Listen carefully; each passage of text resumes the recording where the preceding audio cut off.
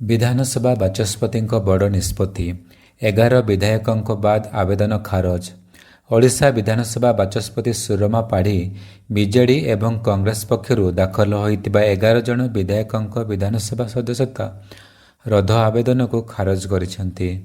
राज्यसभा निर्वाचन रे cross voting अभियोग रे एही विधायक मानक विरोध रे आवेदन होइतिला, मात्र आईनगत प्रमाणर अभाव दर्शाई बाचस्पति एहाकू नाकच करिसेंति। गंजाम छात्री आत्महत्या मामला परिवहन मंत्री पुतरा गिरफ। गंजाम जिलार एक बेसरकारी इंजीनियरिंग कॉलेज रे बीसीए छात्री आत्महत्या मामला रे पुलिस ओडिशार परिवहन मंत्री विभूति भूषण जेना पुतरा विश्वजित जेना गिरफ करिछि। विश्वजित विरोध में आत्महत्या पई उस्काइबा अभियोग होइछि। ओडिशा रे मौसुमी प्रभाव सक्रिय, आगामी 3 दिन प्रबल वर्षा संभावना। राज्य में दक्षिण पश्चिम मौसुमी वायु संपूर्ण सक्रिय रही। आंचलिक पाणीपाग केन्द्र पक्षरु आगामी 3 दिन पई उपकूल एवं अभ्यंतरीण ओडिशार विभिन्न जिले में प्रबलरु अति प्रबल वर्षा नहीं सर्कुलर जारी करा जायछि। श्रीमंदिर रत्नभंडार जांच पई प्रस्तुति जोरदार। पुरी श्री जगन्नाथ मंदिर रत्नभंडार चाबी एवं एहार भीतर स्थिति जांच करिया पई प्रशासन तरफରୁ एक स्वतंत्र एसओपी प्रस्तुत करा जायछि। खूब शीघ्र उच्चस्तरीय कमिटी उपस्थिति रे एही प्रक्रिया आरंभ हेबो। राज्य रे आईटी शिल्पर विकास पई नुआ योजना। ओडिशा सरकार भुवनेश्वर एवं झारसुगुड़ा अंचल रे नुआ आईटी पार्क एवं स्टार्टअप हब प्रतिष्ठा पई बजेट रे स्वतंत्र व्यवस्था करुछंती, जहा द्वारा स्थानीय युवक युवती निजुक्ति सुजोग सृष्टि हेबो। शेष हेला नीट परीक्षार्थी दीर्घ प्रतीक्षा, सरिला पुनः परीक्षा। पेपर लीक विवाद परे केतेक निर्दिष्ट केन्द्रर छात्र छात्री आयोजित होइतिबा नीट पुनः परीक्षा सफलतार सह शेष होइछि। एहा सहित एनटीए टेलीग्राम रे बुलुथिबा नुआ पेपर लीक गुजब को संपूर्ण मिथ्या बोली स्पष्ट करिछि। सीबीएसई द्वादश श्रेणी रे रिभैल्यूएशन रेजल्ट प्रकाशित। केंद्रीय माध्यमिक शिक्षा बोर्ड द्वादश श्रेणी परीक्षा खाता संशोधन एवं पुनः मूल्यांकन फलाफल आज प्रकाश करिछि। छात्र छात्री माने ऑफिशियल वेबसाइट रे निजर संशोधित मार्क चेक करि पारिबे। लखनऊ कोचिंग सेंटर रे भयावह अग्निकांड। उत्तर प्रदेश लखनऊ स्थित एक प्रमुख कोचिंग सेंटर बिल्डिंग रे हठात भयावह अग्निकांड घटिछि। निया लागिबा समय रे भितरे अनेक छात्र उपस्थित थिले। अग्निशम बाहिनी तुरंत पहुंची समस्तଙ୍କୁ सुरक्षित उद्धार करिसंती। भारतीय नौसेना रे सामिल हैला 3टी नुआ युद्ध जहाज। भारतीय नौसेनार शक्ति वृद्धि करी कलिकता रे आयोजित एक स्वतंत्र समारोह रे आईएनएस अग्रय, दुनागिरी एवं संशोधक नामक 3टी अत्याधुनिक युद्ध जहाज को अनुष्ठानिक भाव सामिल करा जायछि। अयोध्या राम मंदिर पांठी हेरफेर अभियोग, एसआईटी तदंत जारी।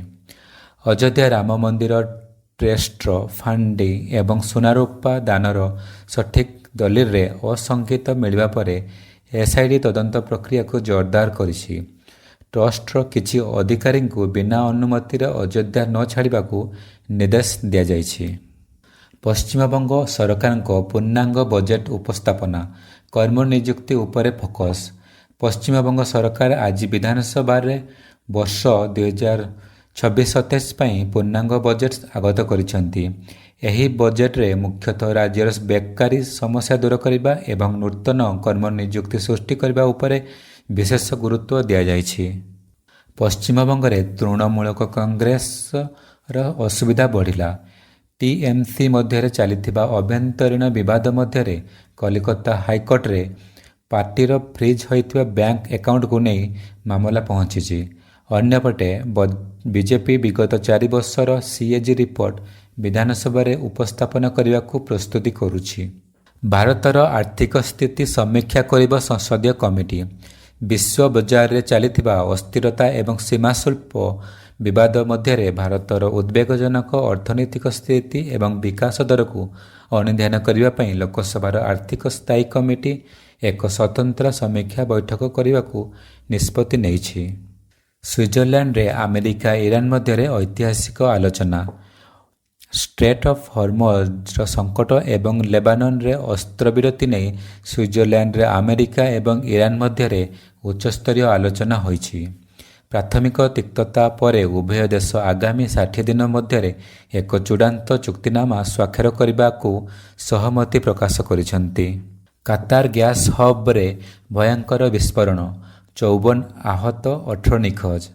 କାତାର ପ୍ରସିଦ୍ଧ ରାସ୍ ଲାଫାଇନ୍ ଶିଳ୍ପାଞ୍ଚଳ ସ୍ଥିତ ପ୍ରାକୃତିକ ଗ୍ୟାସ୍ ହବ୍ରେ ଏକ ବଡ଼ ଧରଣର ବିସ୍ଫୋରଣ ଘଟିଛି। ଏଥିରେ ଅନ୍ୟୁନ 54 ଜଣ ଆହତ ହୋଇଥିବା ବେଳେ 18 ଜଣ ଶ୍ରମିକ ନିଖୋଜ ଅଛନ୍ତି। ସେଠାରେ ଉଦ୍ଧାର କାର୍ଯ୍ୟ ଜାରି ରହିଛି। ବ୍ରିଟେନ୍ ରାଜନୀତିରେ ବଡ଼ ହଲଚଲ, ଇସ୍ତଫା ଦେଲେ କିର୍ ଷ୍ଟାରମର। ବ୍ରିଟେନ୍ର ପ୍ରଧାନମନ୍ତ୍ରୀ କିର୍ ଷ୍ଟାରମର ଆଜି ନିଜ ପଦବୀରୁ ଇସ୍ତଫା ଦେଇଛନ୍ତି। ଦେଶ ହିତକୁ ସର୍ବୋପରି ରଖି ସେ ଏହି ନିଷ୍ପତ୍ତି ନେଇଥିବା ପ୍ରକାଶ କରିଛନ୍ତି, ଯାହାପରେ ବ୍ରିଟେନ୍ ରାଜନୀତିରେ ନୂଆ ସଙ୍କଟ ଦେଖାଦେଇଛି। ସିନ୍ଧୁ ଜଳ ଚୁକ୍ତିକୁ ନେଇ ଭାରତ ପାକିସ୍ତାନ ମଧ୍ୟରେ ଉତ୍ତେଜନା। ଜଳ ସୁରକ୍ଷା ଏବଂ ସିନ୍ଧୁ ଜଳ ଚୁକ୍ତିର ସଂଶୋଧନକୁ କେନ୍ଦ୍ର କରି ଭାରତ ଏବଂ ପାକିସ୍ତାନ ମଧ୍ୟରେ ପୁଣି ଥରେ କୂଟନୈତିକ ବିବାଦ ତୀବ୍ର ହୋଇଛି। ପାକିସ୍ତାନ ପକ୍ଷରୁ ଜଳ ସୁରକ୍ଷା ଉପରେ ଯୁଦ୍ଧର ଆଶଙ୍କା ପ୍ରକାଶ କରାଯାଇଛି। ସେୟାର ବଜାରରେ ବୁମ୍, ନିଫ୍ଟି 24,100 ଉପରେ ବନ୍ଦ। ଆଜି ସପ୍ତାହର ପ୍ରଥମ ଦିନରେ ଭାରତୀୟ ସେୟାର ବଜାର ସକାରାତ୍ମକ ସଂକେତ ସହ ବନ୍ଦ ହୋଇଛି।